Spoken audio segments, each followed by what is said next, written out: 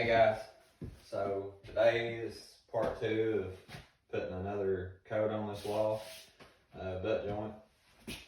The things you're going to need today are a light, I'll tell you why here in a minute, a sanding block, a wet rag, a mud pan, mud, and a bigger mud knife. This is probably, I think, 10-inch or 12-inch. Something important to know about the knife, it's got a concave edge to it. The edges kind of stick out like this. So you want to put your knife against the wall like this and have both the edges pointing outwards. And the reason for that is you don't want your edges dragging through your mud, so they're kind of out.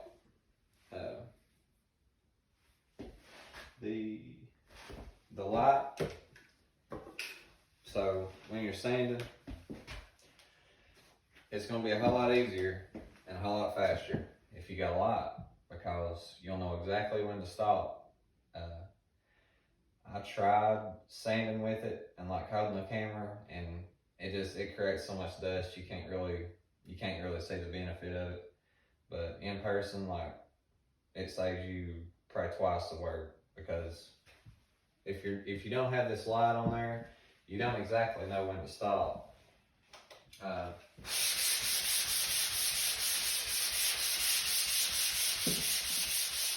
first thing you're going to do when you're sanding, you're going to burn your edges down first.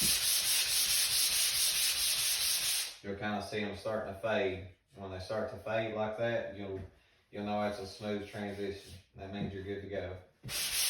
Burn your bottom one when you do the middle, and when it's smooth, it ain't gotta be like glass smooth. I mean, this is just your first coat, but somewhat smooth.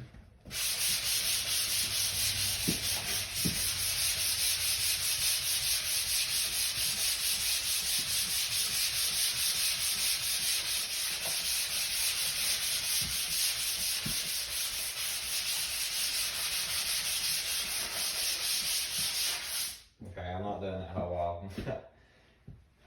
I'm sure that's obnoxious for y'all. Then, after you get done doing that, you're going to take your rag, you're going to wipe down the dust where you're going to sand at. And the reason you do this is so the dust doesn't get in your new mud. Because if it does, you're going to drag when you're trying to mud, and the dust will start kind of wadding up over time, and it'll make like a big line through your mud, and it's really hard to get out.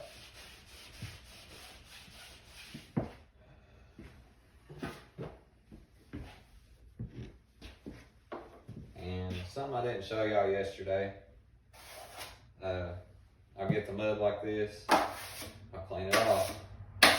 Every pass I make, I'll clean it off, making sure my concave edge, where my edges are sticking out, they're sticking out away from the wall.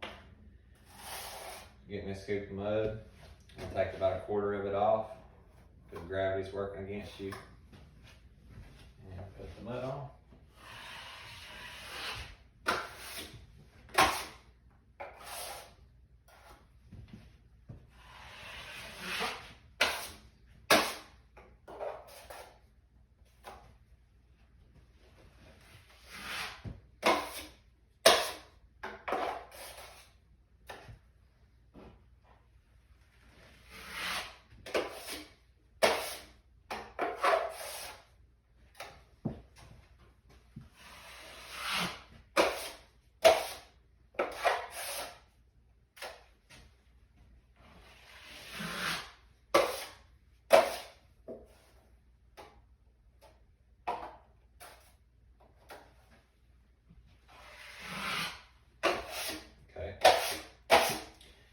Now I'm going to make one pass down the middle. This is to just kind of smooth it all back out.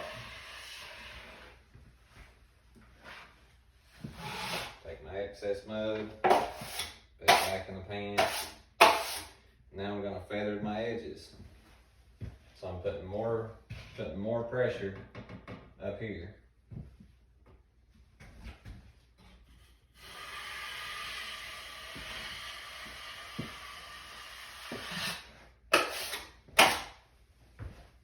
Top one, and do the bottom one. And one more pass down the middle.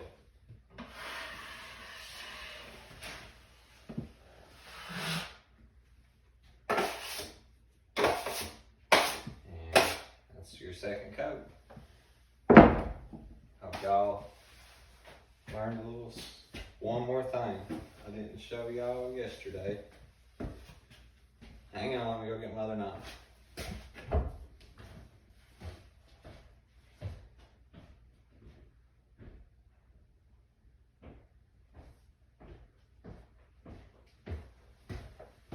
Okay, sorry about that. I didn't show y'all mud and screws yesterday.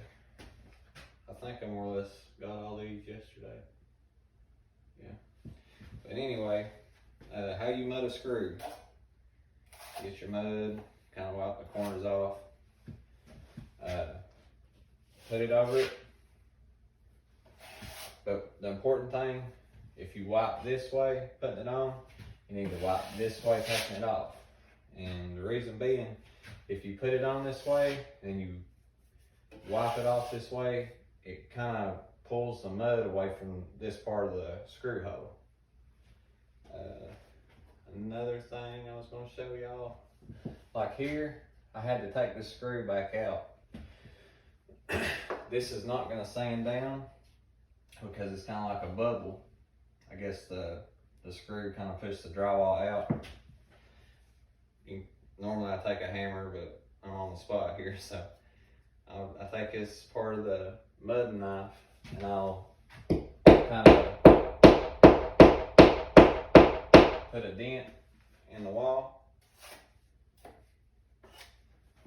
Put that over top of it. Clean it back off. And that's how you fill in a screw hole.